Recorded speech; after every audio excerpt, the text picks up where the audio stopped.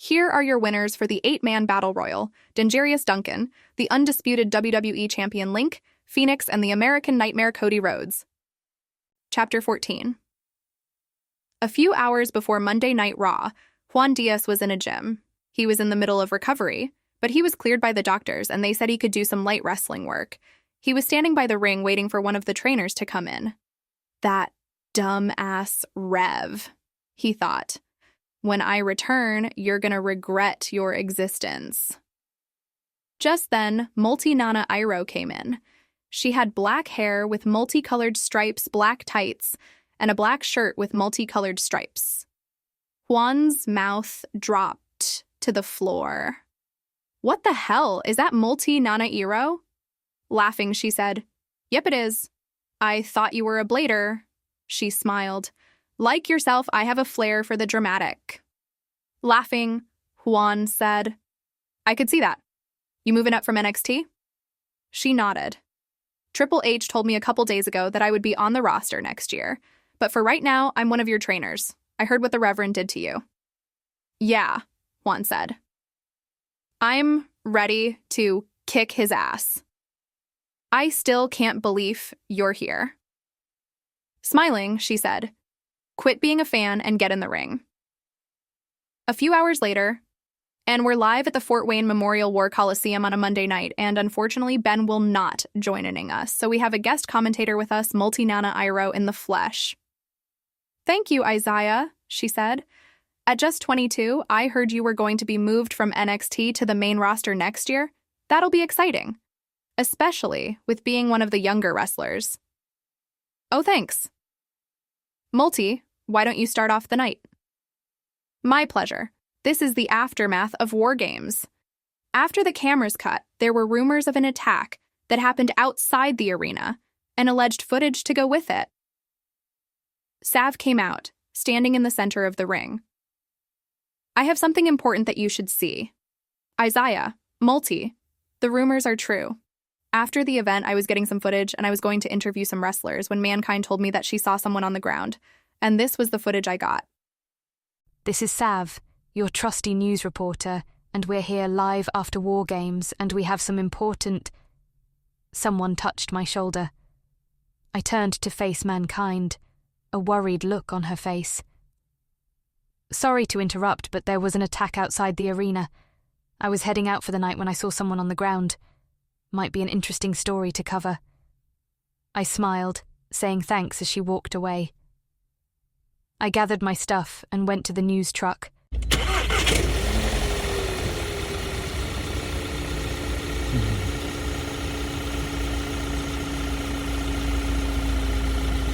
And we're here at the scene of the attack.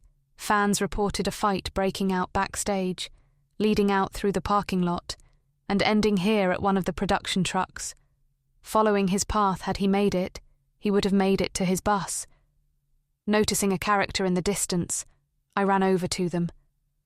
The figure was facing me, his eyes wild. It was the buzzard from the drawings. The buzzard started laughing. "Follow the buzzards!" The lantern was blown out, and the footage went black. Strange, I thought. I went back into the news truck to grab an extra camera. Who was the buzzard character? Wait, I called out. "I would like to ask you some questions." I turned around only to see that the buzzard was gone, replaced by a beaten and battered Rev. Blood ran down his face.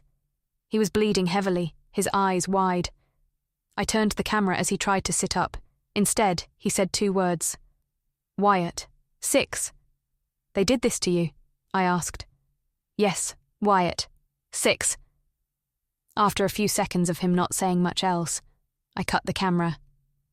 "Oh my God," Multi said. "The message is clear from Uncle Howdy. When will the Rev stop? Is there a word in his vocabulary that resembles the word stop?" "I don't know. I don't think the Rev has a stop button. He stops when he's done with whatever he's doing or when whoever he's screwing with gives up." Isaiah paused. "Or dies." "Yeah, that's been a problem." Multi, you're quite busy with being an influencer and whatever else you're doing, so I don't know how much you've been keeping up with what's been happening in the WWE universe, but that's been a major problem. Multi nodded. Oh, I know. And it always happens just before the talent gets over. They must be stopped, and I have faith in the Wyatt Six can do just that. As long as they stay hidden until the time is right, they could overthrow the Brotherhood. Strange that the WWE universe would rely on a twisted sense of justice to get rid of the corruption. All of a sudden, the lights began to dim.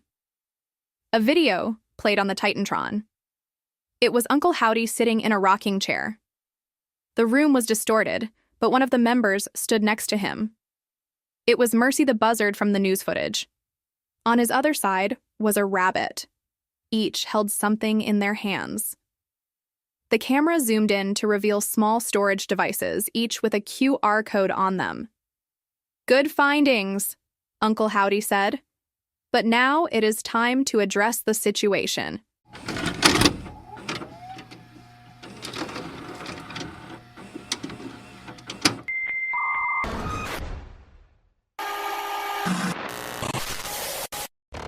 The false prophet continues to lead his sheep astray and continues to spread his message that he calls the truth. But what even is the truth? Your holy efforts, salvation, they do not bring only destruction to your family and those who get ensnared by your web of judgments. You have been given chance after chance, but you do not heed our warnings. Are you really in charge? Do you really feel in control right now? Your paranoia grows with every second that ticks by. Your lust for power and fame continues to consume you. Your ego shows itself, taking the form of a beast. The church, with its tinted windows, remains closed. Yet a door has been opened, letting anything in. The sharks are closing in on you, Rev. A trail of blood left by the innocents, and it leads back to the Crimson Shepherd. I am sorry, not what has happened to you, but what has become of you.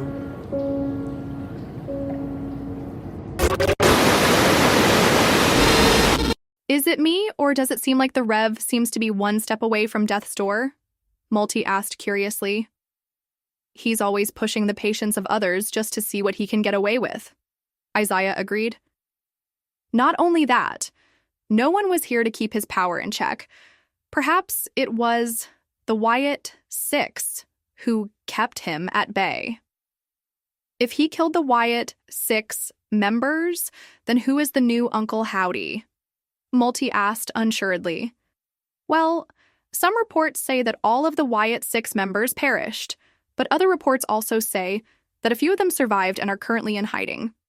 I don't know what to believe at this point, Isaiah said. Coming up next, a message from Claire Nation.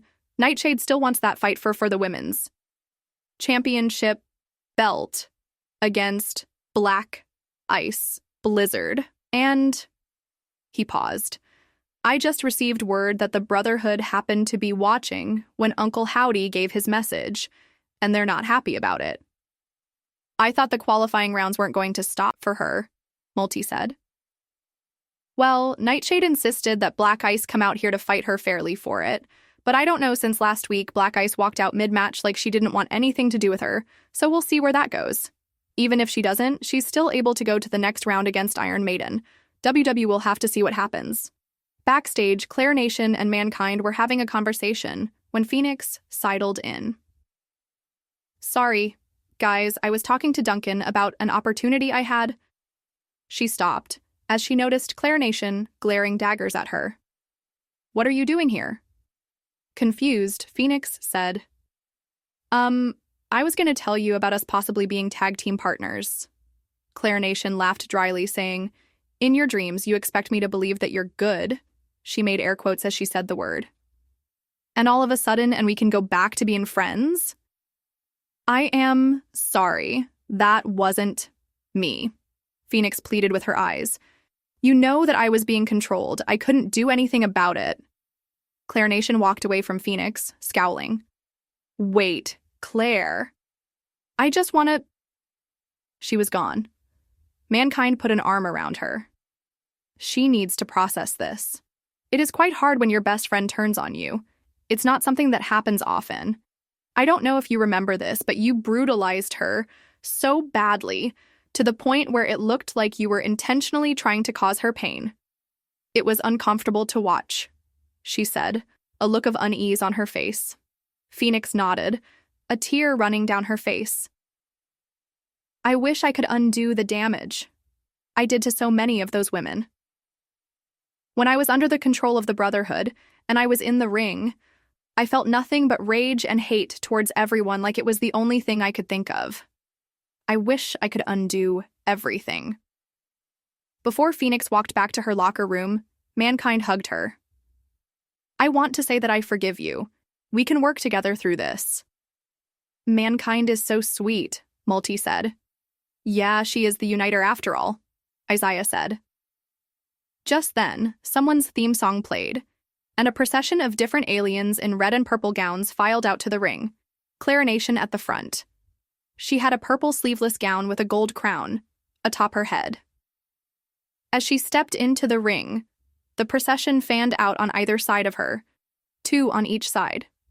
She smiled, waiting for the cheers to die down.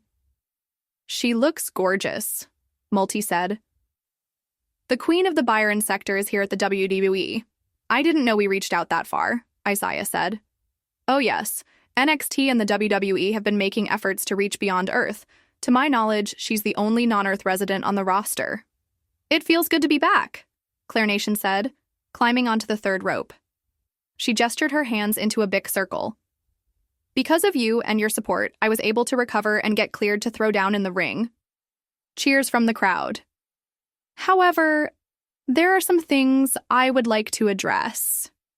She paused for dramatic affect. There are a lot of people that come and go throughout your life. Some stay for a short time and then they move on to other things. You make connections with people, and they're just that, professional connections. Then there are your close friends, the ones that you can tell anything to, the ones that'll be there for you when you need them the most. The crowd cheered again. I had that friend. You know her as Phoenix. The crowd cheered as Claire Nation turned her head backstage, scowling. I thought she was there for me. I thought we were going to make it to the top. But then she joins the Brotherhood. The crowd booed. Yes, I am aware she was under their control, but she had a choice to make, spare her best friend or do what she did. A video played the highlights of the Hell in a Cell match between Raven and Claire Nation. Iridescent blood running down her face, the ref counting, declaring Raven the victor. Hurt, anger, then sadness crossed her face. She made that choice to do what she did. So, Phoenix, she continued, if you get in my way, you better watch what you do. If you misstep, you'll regret ever living. Dropping the mic, her theme played as she exited the ring. I sense a rival, Isaiah said. It's more than that, Multi said.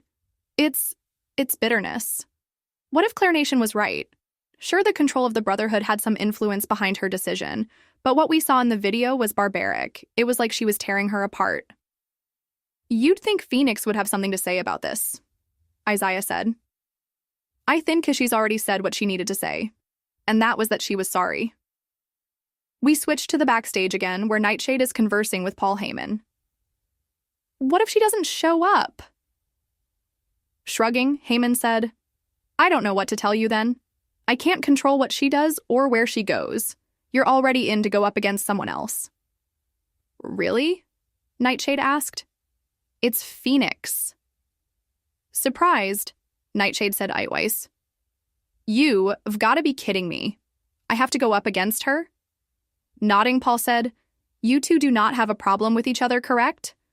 Nightshade shook her head. I didn't expect to go up against her.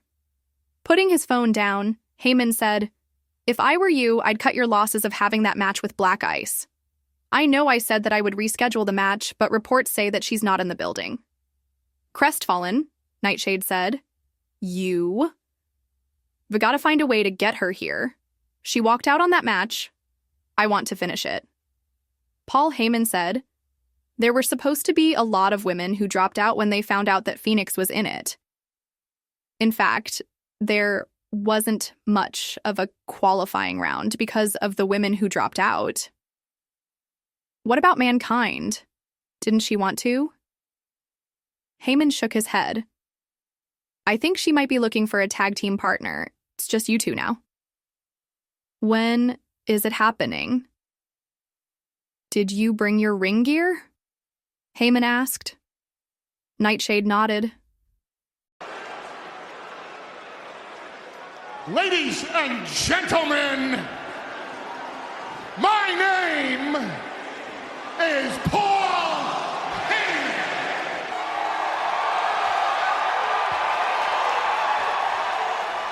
He waited for the crowd to die down. So right now, you are all wondering why I am out here standing before you. Well, due to unfortunate circumstances out of my control, there will not be a qualifying round for the United States Women's Championship. The crowd groaned. However, since there are only 2 women, they will be wrestling for the United States Women's Championship in a ladder match. The crowd cheered. Smiling, he said, I knew that this would get your attention since I heard that this specific area loves their ladder matches. The crowd cheered louder as crew members entered the ring, hanging the black and gold women's title over the ring. Should I make you wait? The crowd started booing. Or do you want to see the ladder match now? The crowd cheered loudly.